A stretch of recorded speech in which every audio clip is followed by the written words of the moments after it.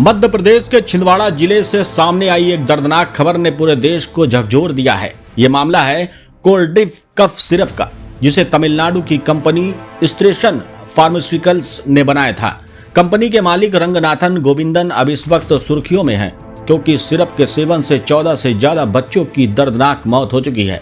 जांच में सामने आया कि सिरप में डाईएथिलीन ग्लाइकोल नामक जहरीला केमिकल पाया गया, जो उद्योगों में इस्तेमाल होने वाला एक रसायन है और इंसान के शरीर के लिए बेहद घातक है।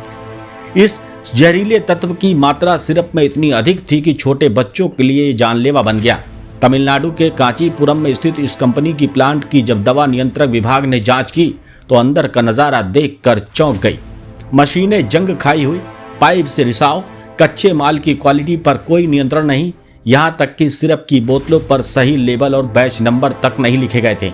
जांच रिपोर्ट में 350 से अधिक नियम उल्लंघन दर्ज किए गए हैं। ड्रग्स कंट्रोल विभाग ने फैक्ट्री को सील कर दिया है और कंपनी का लाइसेंस रद्द करने की सिफारिश की है। अब इस पूरे मामले में कंपनी मालिक रंगनाथन गोविंदन को गिरफ्तार कर लिया गया है। उन पर ड्रग्स एंड कॉस्मेटिक्स एक्ट, आपराधिक लापरवाही और मानव हत्या जैसी धाराओं के तहत मुकदमा दर्ज किया गया है।